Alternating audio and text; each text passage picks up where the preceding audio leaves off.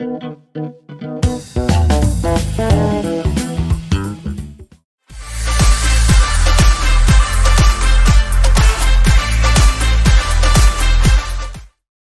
वालेकुम viewers listeners, कैसे हैं आप सब। गली क्रिकेट शो की अनदर एपिसोड के साथ मैं आपका होस्ट शरियार वसीम, और आज हमने थोड़ा सा चेंज किया है। हमारे जो को होस्ट तैमूर अहमद हैं वो काम के सिलसिले में थोड़ा बिज़ी थे, तो वो आज हमारे साथ यहाँ शामिल नहीं है।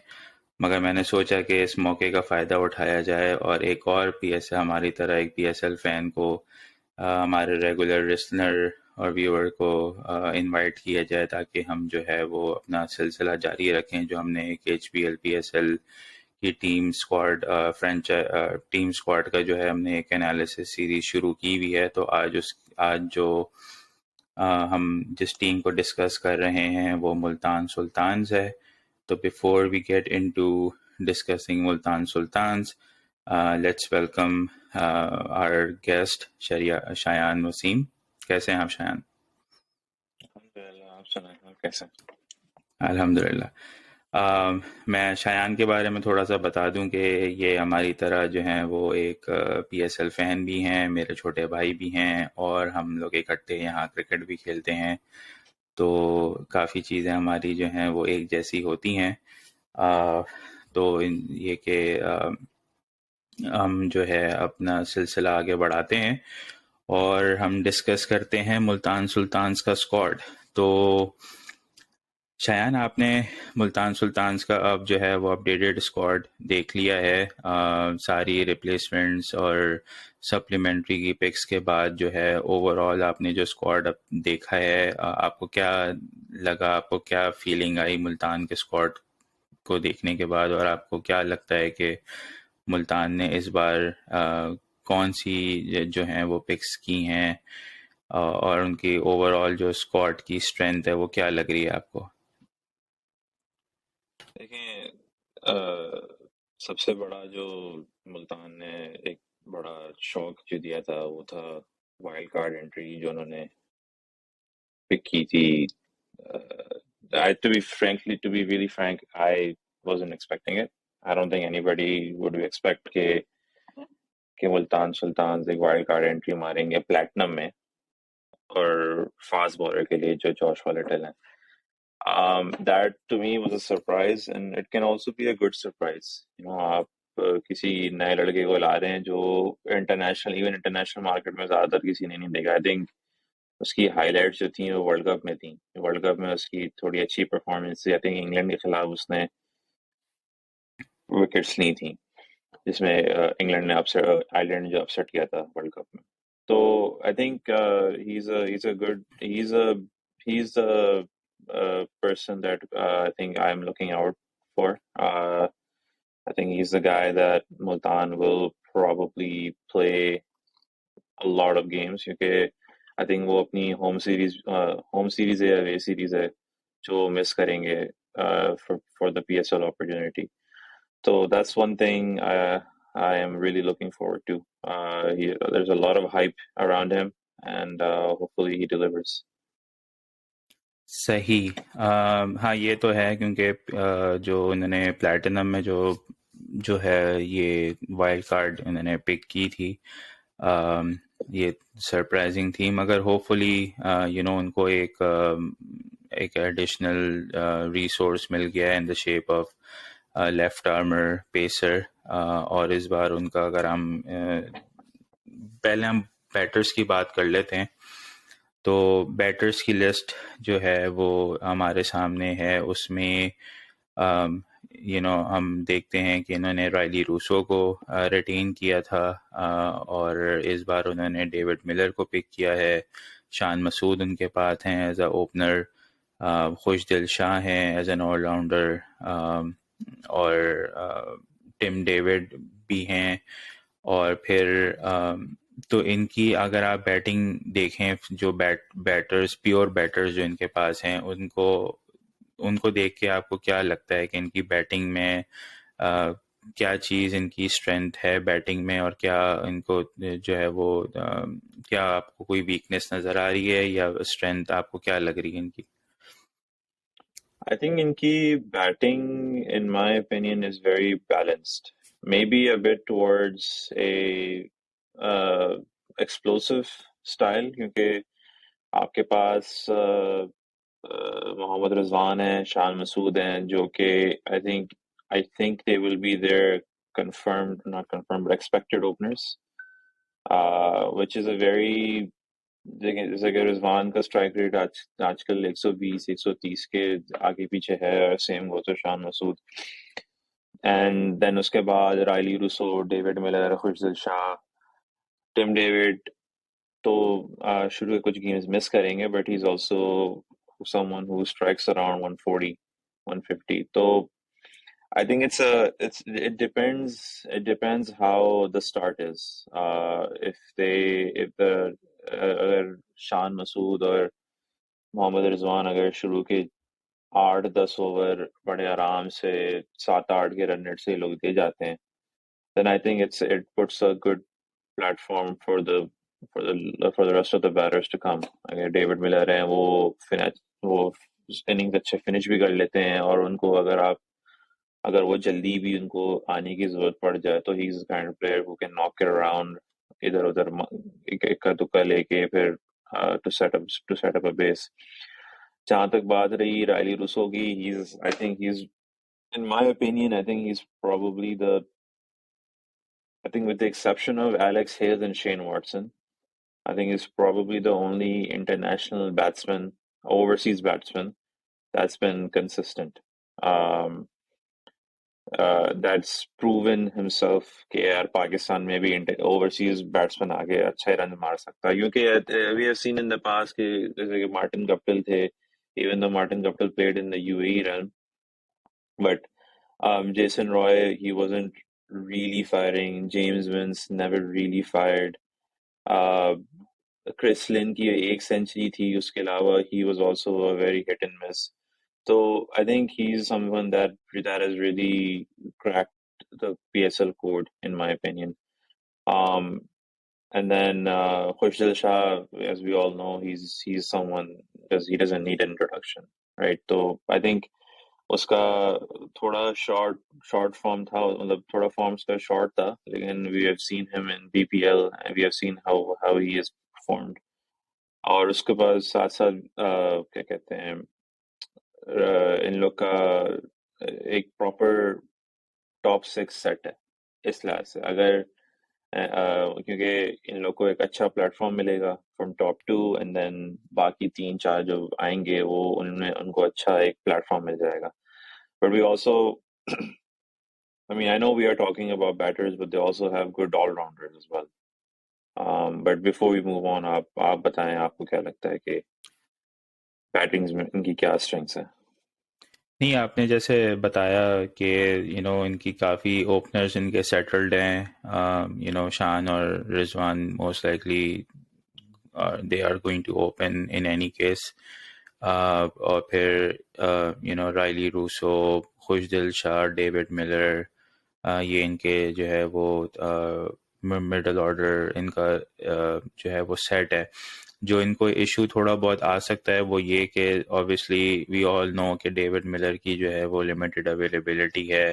वो मार्च के फर्स्ट वीक तक अवेलेबल हैं, उसके बाद वो नेशनल ड्यूटी के लिए चले जाएंगे.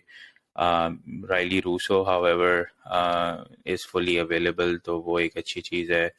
जब डेविड मिलर जाएंगे उसी टाइम के आसपास जो है वो टिम डेविड अवेलेबल हो जाएंगे, क्योंकि शुरू के गेम्स टिम डेविड मिस करेंगे अपने वर्कलोड मैनेजमेंट की वजह से, और टिम डेविड को रिप्लेस करेंगे कैरन पोलार्ड. तो वो और कैरन पोलार्ड भी जो है वो पूरा टूर्नामेंट के लिए अवेलेबल है. तो थोड़े से इनको प्लेइंग 11 में जो है वो ऑब्वियसली चेंजेस करने पड़ेंगे due to partial availabilities of some players. मगर जैसे आपने एक रन डाउन दिया कि वो काफ़ी स्टेबल इनकी बैटिंग है, और अगर ये टॉप 6 जो है वो जो पाकिस्तानी कंडीशंस हैं, जिस तरह की बैटिंग पिचेस बनती हैं, अगर ये टॉप 6 फायर कर गया तो बहुत ही हाई स्कोरिंग मैचेस इनकी तरफ से देखने को मिलेंगे. एक सिर्फ जो चीज़, जहाँ आपने जैसे ऑलराउंडर की बात की, तो हम ऑलराउंडर्स को देख लेते हैं कि इनके पास ऑलराउंडर में अमाद भट्ट हैं, कैरन पोलार्ड का मैंने आपको अभी बताया, अनवर अली हैं, सरवर आफरीदी हैं और इमर्जिंग मेहरान मुमताज़ हैं। तो ऑलराउंडर्स की लिस्ट जब आप देखते हैं तो आपको आपकी क्या जो है वो टेक है इनकी ऑलराउंडर्स के? आपको लगता है कि इन्होंने सारे अपने बेसिस कवर कर लिए हैं, या इनको कुछ जो है वो इश्यूज आ सकते हैं अपने ऑलराउंडर्स को लेके? आई थिंक जैसे कि सरवर अफरीदी और मेहरान मुमताज का तो I have no idea. I know they're coming, they're emerging players, so उसका तो आपसे जिक्र करेंगे। बट जहाँ तक बात हुई Amad Bhatt and Anwar Ali, I to be very honest, Kieron Pollard in my opinion, he doesn't मतलब he doesn't qualify as an all-rounder in my eyes. I don't think कि रिजवान उससे कोई दो या इवन एक दो ओवर निकलवाएगा। मे बी निकलवा सकता है डिपेंडिंग ऑन कौन सी पिच है। अगर लाहौर में मैच खेल रहे हैं एंड मे बी, क्योंकि वो आके कटर मारता है। लेकिन I think on flat decks like Pindi, Karachi, I frankly do not see him contributing as a bowler. But I think मेरा जो मतलब my money is basically on Amad Bhatt. वो उसने I think he probably deserves more chances. वो consistent रहा है past में, even in with the limited opportunities as a batsman he's received. Like मुझे याद पड़ता है PSL 6 था या 7 था, याद नहीं आ रहा, जब ये पेशावर के साथ खेला था। इसने आखिर में आके इसका 2 या 3 इनिंग्स खेली थी इसने आके, और उसने आते के साथ उसने कोई 250-300 के स्ट्राइक रेट से उसने हिटिंग की, विच इज गुड। बट आपका एक पोटेंशियल, एक प्रॉपर ऑलराउंडर है, ये डोमेस्टिक में भी परफॉर्म कर चुका है। आई थिंक ये recently one of the top performing allrounders was in Pakistan cup, right? तो I think he is probably the main guy. वही बात है कि ये टीम 11 में कैसे फिट होता है, कंसिडरिंग कि इनके पास खुशदिल शाह का भी एक ऑलराउंड ऑप्शन है। ये Khushdil Shah can also bowl really good left arm spin. Um, Ahmad Bhatt and Karen Pollard and Anwar Ali. I don't think Anwar Ali, I think last season भी कोई गेम नहीं खेला था मुल्तान की तरफ से। I think he was just there as a backup. Unless there's an injury within the camp, I don't think Anwar Ali को उतने कोई chances मिलेंगे. But I don't think there's a lot to talk about Anwar Ali. We all know how good he is. बहुत अच्छी hitting करते हैं, बहुत amazing fielder हैं। I think इनकी तो सबसे बड़ी, I think the only thing that actually has kept him in contention is probably his athleticism in the field, apart from his hitting. So I think for me, I think Multan would probably go with Ahmad Butt in local and Karen Pollard. But I don't think Karen Pollard, I don't think they'll be fitting him in as an all-rounder in their 11. आपको क्या लगता है? नहीं, आप सही कह रहे हैं। अमाद भट्ट का असल में जो मुझे थोड़ा सा एक जो उनका एक वीक पॉइंट लगा है ओवर द इयर्स, वो ये कि जैसे आपने हिटिंग एबिलिटी का उनका बताया था, वो आई थिंक वो जो मैच जिसका आप जिक्र कर रहे थे वो शायद PSL 6 का मैचेस थे, और if I am not wrong वो कराची के अगेंस्ट मैच था जहाँ पे उन्होंने बिल्कुल। डैन क्रिस्टन को पता नहीं 3-4 छक्के मारे थे, इस तरह कुछ था। मगर जो वीक पॉइंट जो अमाद भट्ट का हमेशा से PSL में जो नज़र आया है ना, वो उसकी बॉलिंग आई है, क्योंकि वो कुछ गेम्स होते हैं जिसमें वो बहुत अच्छी बॉलिंग कराता है और शुरू के ओवर्स बहुत अच्छे कराता है, मगर फिर डेथ ओवर्स में या मिडल ओवर्स में आके वो काफ़ी रन्स लीक कर जाता है। तो उसमें अब मुल्तान को ये देखना होगा कि क्योंकि जब हम बॉलिंग में डिस्कस करेंगे तो एक चीज़ जो है वो नज़र आएगी कि उनके पास बॉलिंग में उतना एक्सपीरियंस नहीं है। काफ़ी यंग बॉलर्स हैं, अच्छे बॉलर्स हैं मगर यंग हैं। तो जब ऑब्वियसली आपको पता है, जब पाकिस्तान की पिचेस पे, पाकिस्तानी कंडीशंस पे जब बॉलर्स को मार पड़ना शुरू होती है तो वहाँ पे एक्सपीरियंस जो है वो बहुत मैटर करता है। और उस सिनेरियो में अमीन अमाद बट की हिटिंग एबिलिटी पे तो कोई क्वेश्चन नहीं है, मगर वहाँ पे उसकी बॉलिंग एबिलिटी जो है वो थोड़ी सी वहाँ पे मुझे थोड़ा सा कंसर्न लगता है। अनवर अली ऑब्वियसली फील्डर अच्छा है, अभी नेशनल T20 में उनकी बैटिंग की परफॉर्मेंस बहुत अच्छी थी। बॉलिंग में वो ज़्यादा बॉलिंग अप कराते नहीं है, एक दो ओवर्स नए बॉल से शायद वो निकाल दें इन द पावर प्ले, मगर I think that would be the extent of it. Sarwar Afridi इस साल नेशनल T20 में उनकी काफ़ी अच्छी परफॉर्मेंसेस थी फ्रॉम KP के। लोअर डाउन वो अनवर अली टाइप प्लेयर हैं, हिटिंग अच्छी करते हैं और बॉलिंग में भी वो नए बॉल से शुरू में अगर बॉल स्विंग हो रहा हो तो वो एक दो ओवर आपको दे देंगे। तो बेंच स्ट्रेंथ के लिए it's a good pick, but I don't think he is gonna get any games. जहाँ तक मेहरान मुमताज़ ऑब्वियसली PGL का प्रोडक्ट हैं, वहाँ से वो उनको राइज मिला और लेफ्ट आर्म ऑलराउंडर हैं वो, तो वो ही could B somebody who can play। एक चीज़ जो मुल्तान की टीम में जब हम डिस्कस करें तो एक चीज़ हम लोग को माइंड में रखनी चाहिए कि मुल्तान जो है वो अपने half of the games Multan में खेलेगा। दैट मीन्स कि मुल्तान में हमें और आपको दोनों को पता है कि मुल्तान की कंडीशंस उस तरह से बैटिंग फ्रेंडली नहीं होती, क्योंकि वहाँ पे बॉल स्पिन भी होता है, वहाँ पे बॉल स्लो भी रहता है। तो वहाँ पे स्पिनर्स और ये जो मीडियम पेसर टाइप जो बॉलर हैं जो जो वेरिएशंस के साथ बॉलिंग कराते हैं वो काफ़ी इफ़ेक्टिव हो सकते हैं। तो उस लिहाज से तो मुल्तान ने काफ़ी अपने पास ऑप्शंस रखे हुए हैं। तो वो देखना होगा कि वो किस तरह से वो किस किस स्ट्रेटजी के साथ जाते हैं, कि वो प्रॉपर पेसर्स को अपने साथ रखते हैं, अपने प्लेइंग 11 का पार्ट बनाते हैं, या फिर वो उस तरह के मिक्स एंड मैच बॉलर्स के साथ जाते हैं। तो इसी के साथ हम बॉलर्स को देख लेते हैं। बॉलर्स में उनके पास समीन गुल इस बार मुल्तान सुल्तान का पार्ट बने हैं। शाहनवाज दानी has been with Multan Sultans for quite some time now। Josh little इस साल पहली बार PSL भी खेलेंगे और मुल्तान के साथ खेलेंगे। उसामा मीर इस बार मुल्तान का पार्ट बने हैं। वेन पार्नेल इस बार मुल्तान का पार्ट बने हैं। एहसानुल्लाह इनके इमर्जिंग प्लेयर हैं जो उन्होंने रिटेन किया था। अब्बास आफरीदी जो एक और इमर्जिंग प्लेयर हैं उनके। Akeel Hussain from West Indies, ये भी पहली बार PSL खेलेंगे और जो है वेस्ट इंडीज़, ये लेफ्ट आर्म बॉलर हैं और इनकी ऑलराउंड एबिलिटी अच्छी है, हेडिंग कर लेते हैं। और इनके पास फिर इज़हारुल नवीद जो लेफ्ट लेग स्पिनर हैं अफगानिस्तान से। तो ये जो बॉलिंग आप जो देख रहे हैं इसमें आपको ओवरऑल आपकी क्या ओपिनियन है कि ये बॉलिंग कितना एक्सपीरियंस है, कितना इफेक्टिव है इन PSL? I think overall it's a very balanced bowling squad.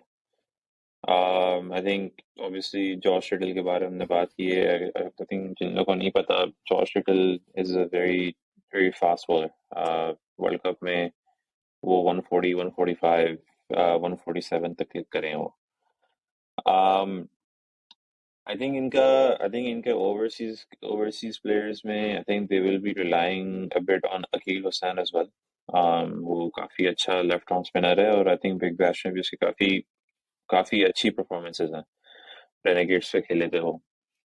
So I think इनका बहुत अच्छा अटैक है and I don't think कि ये लोग हर गेम में they will not be going with the same bowling attack। I think they might be consistent with the batting lineup, but I think with the bowling lineup, considering Andy Flower भी इनके setup में है, I think with the games at Multan, they will probably go with two spinners for sure, and Khushdil might play with the third spinning option।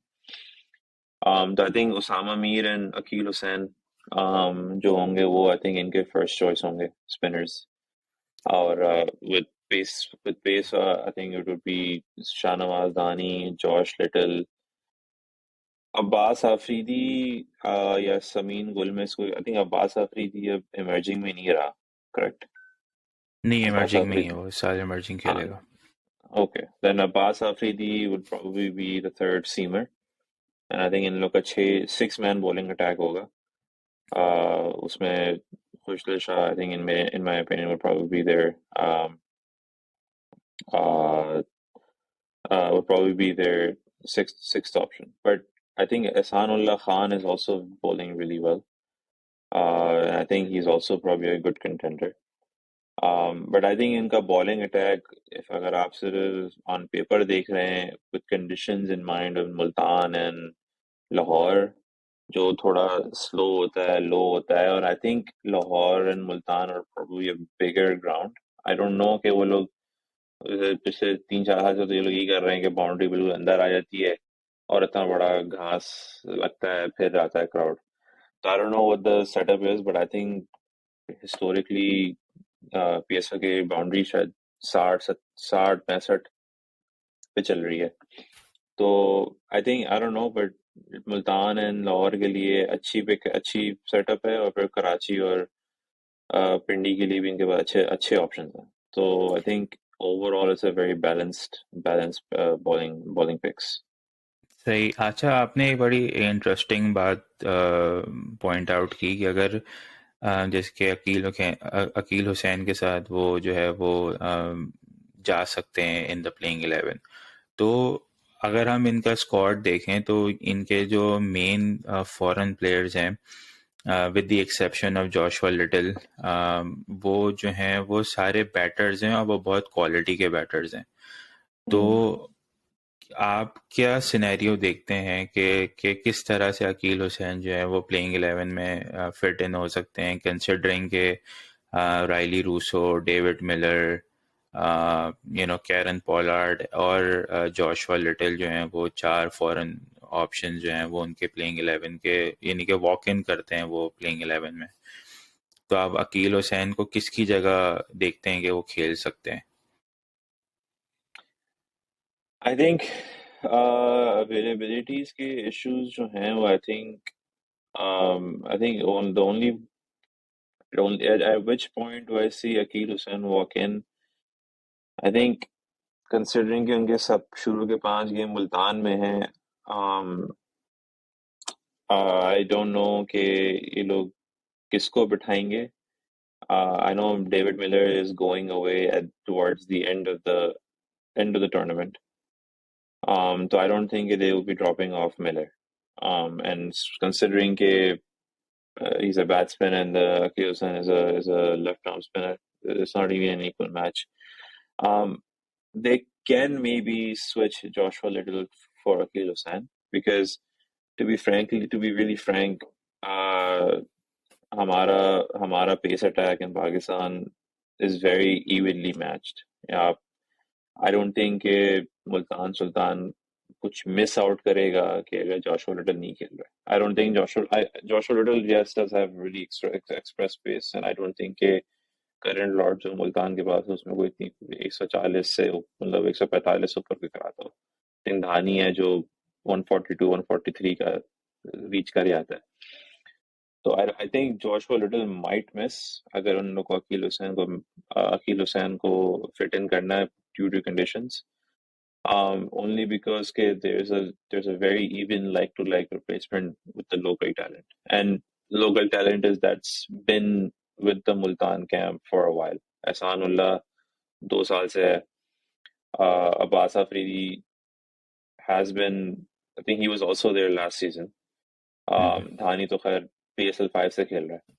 So I think I think the only person that I see is Joshua Little that will substitute for Akil Hussain.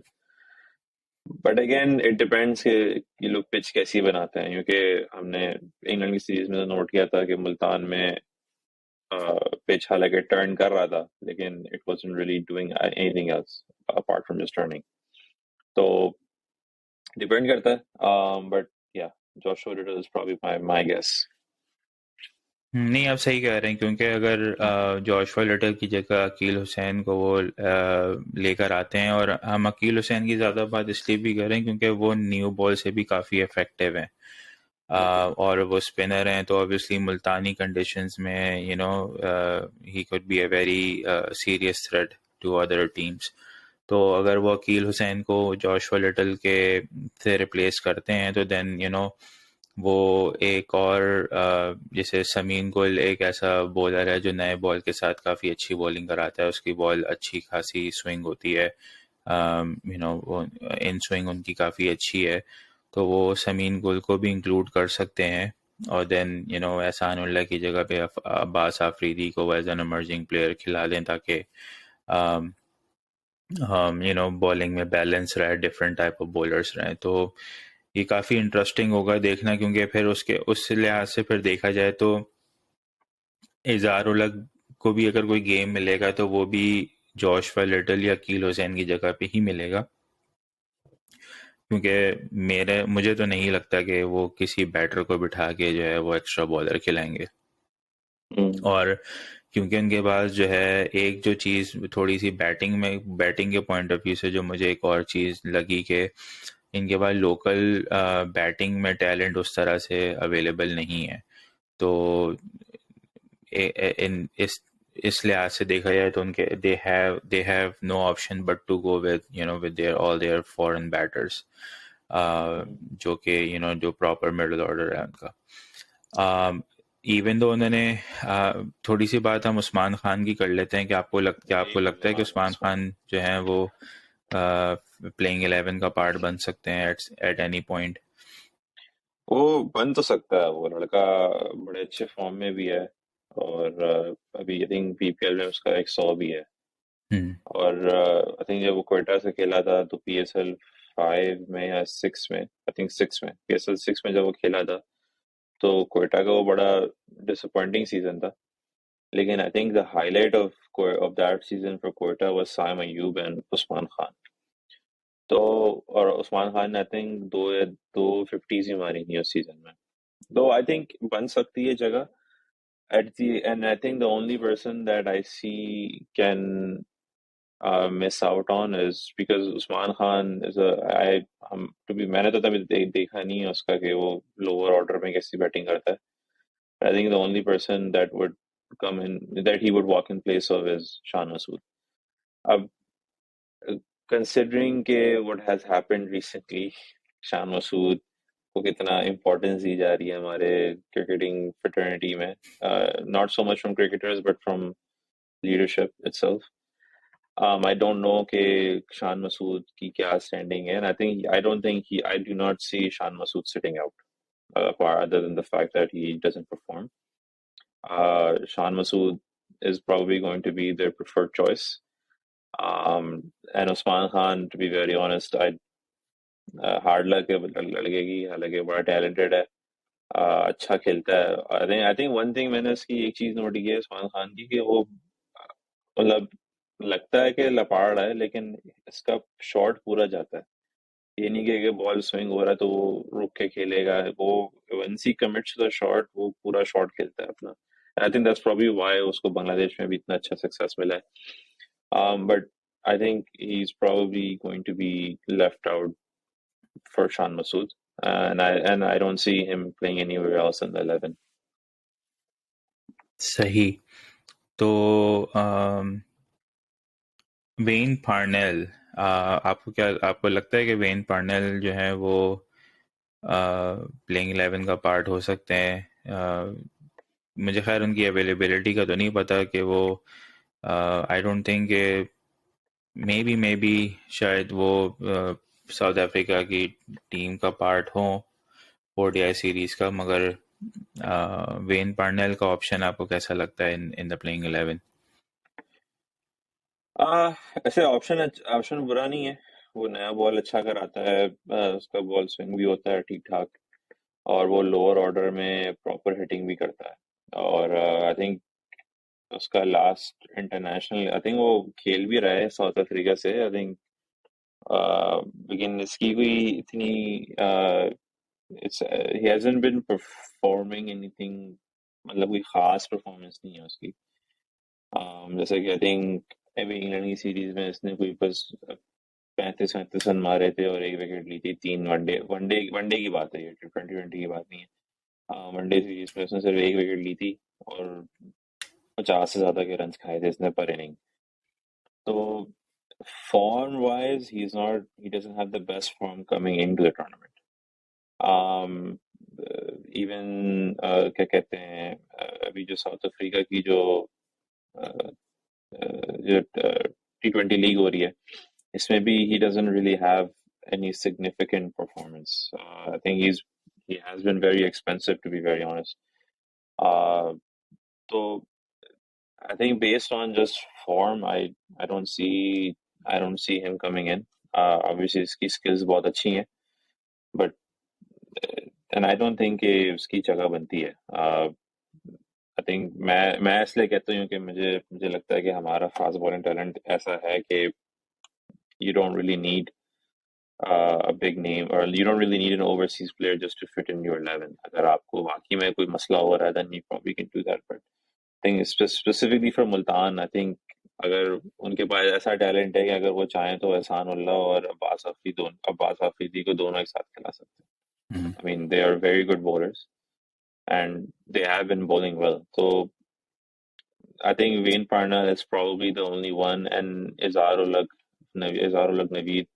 I think that they were probably the only two players I don't see fitting in the 11 unless there's an injury or for loss of form or something like that. But yeah. सही। तो चलें हम फिर playing 11 जो है वो discuss कर लेते हैं कि जो ओपनिंग गेम HBL PSL 8 का जो मुल्तान में होगा मंडे को अगेंस्ट लाहौर कलंदर्स, तो हमारी नज़र में प्लेइंग 11 मुल्तान की क्या हो सकती है। तो before we go into discussing the playing 11, अगर आपने हमारा चैनल सब्सक्राइब नहीं किया है तो आप चैनल सब्सक्राइब कर लें। अगर आपको ये वीडियो अच्छी लग रही है अब तक तो आप वीडियो को लाइक भी कर लें, और प्लीज़ हमें कमेंट में बताएं कि आप हमारे एनालिसिस से, हमारे रिव्यू से जो है वो अग्री करते हैं। अगर नहीं करते तो आप अपनी ओपिनियन बताएं, और हम अपनी प्लेइंग 11 भी ज़रूर बताएं कि हम आपकी प्लेइंग 11 में जो है वो कौन फिट इन होता है और कौन फिट इन नहीं होता। तो हम चलें अब जो है वो प्लेइंग 11 देख लेते हैं कि हमारी प्लेइंग 11 क्या है गली क्रिकेट शो की। हमारी प्लेइंग 11 में जो हमने पिक की है वो ये